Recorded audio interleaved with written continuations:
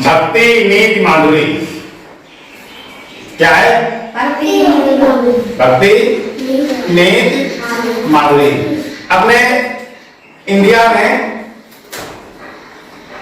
आध्यात्म को महत्व दिया जाता है। आध्यात्म मतलब जो होता है भगवान को खोजना, भगवान को प्राप्त करना। अब सबका अलग अलग अपना अपना ढंग है, तो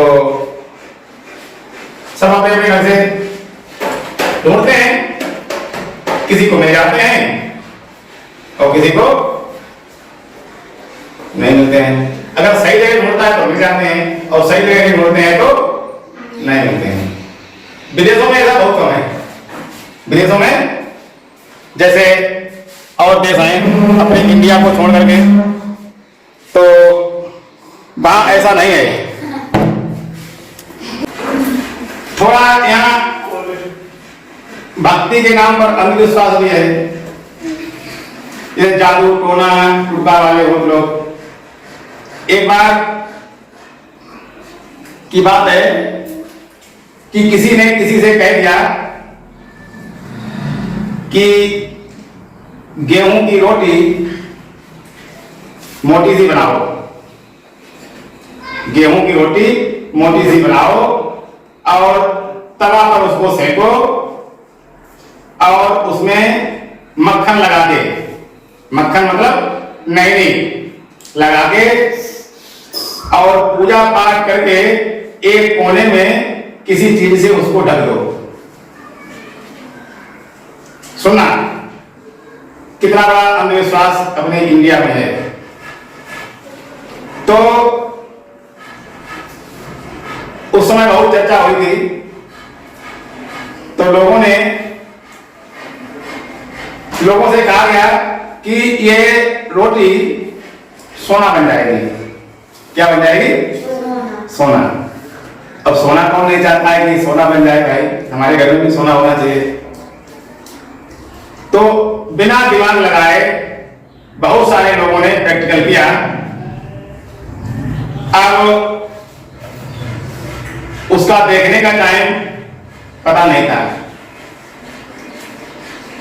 कि 7 दिन तक उसकी पूजा अर्चना करो, बाहरी बाहर अंदर खोल के ना देखो।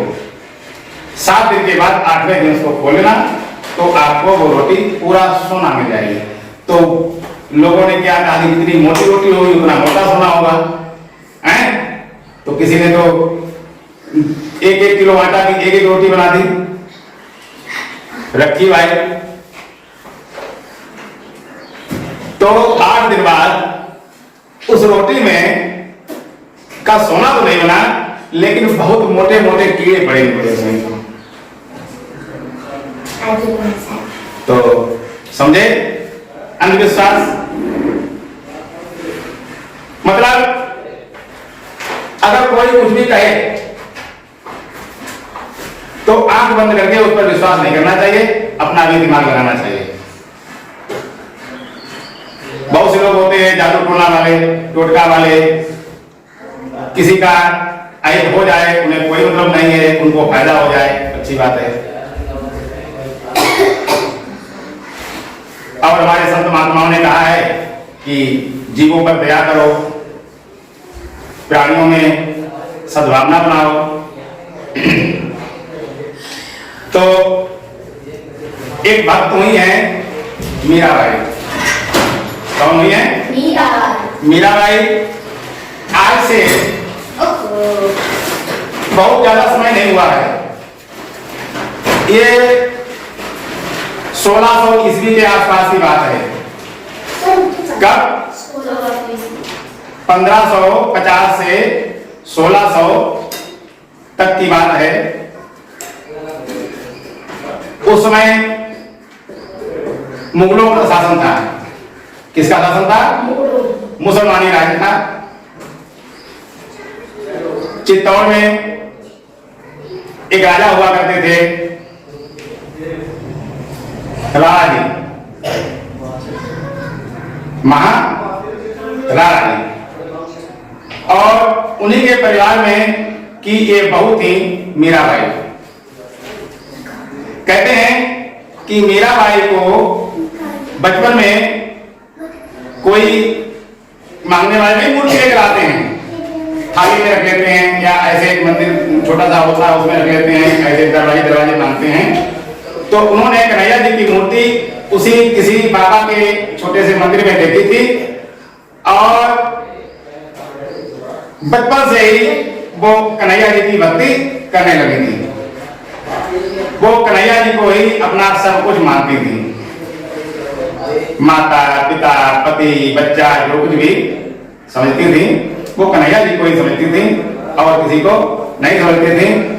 और धीरे धीरे बड़ी हुई, शादी हुई, लेकिन शादी होने के बाद भी उनका मन घर में नहीं लगता था।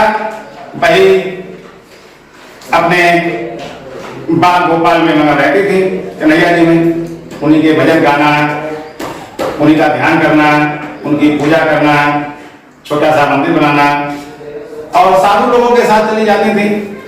तो राजघराने की बात थी तो राजा साहब को थोड़ा कष्ट होता था कि देखो हमारी रानी है, महारानी है, वो मंदिरों में संतों के साथ बैठती हैं, उन्हें अच्छा लगता था। तो उन्होंने अपने महल में एक बहुत बड़ा मंदिर बनवा दिया।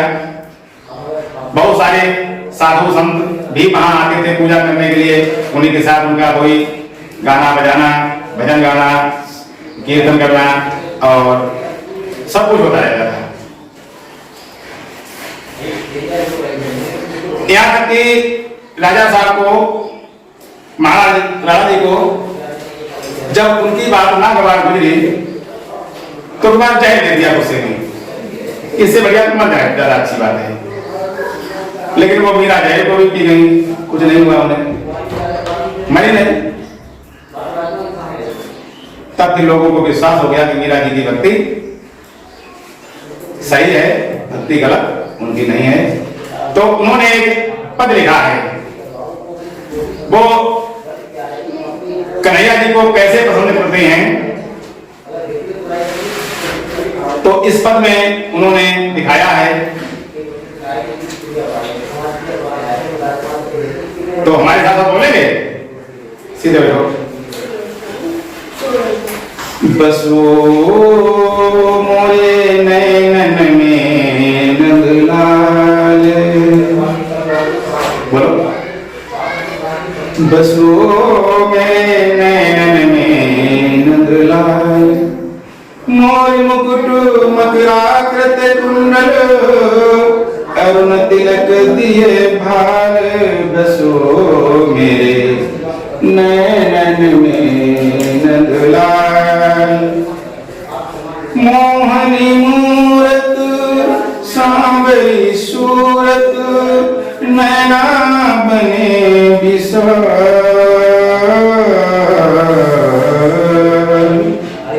अधर सुधारस मुरली राजते, पूर्व जंती मान।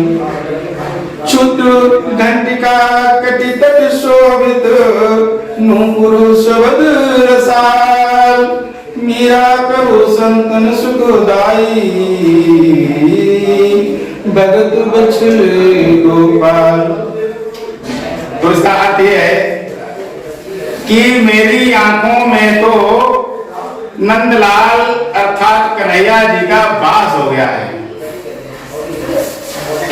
मतलब मेरी आंखों में केवल एक ही तस्वीर रहती है, वो है कन्हैया जी की, गिरधर की, गोपाल की, जो भी कहें।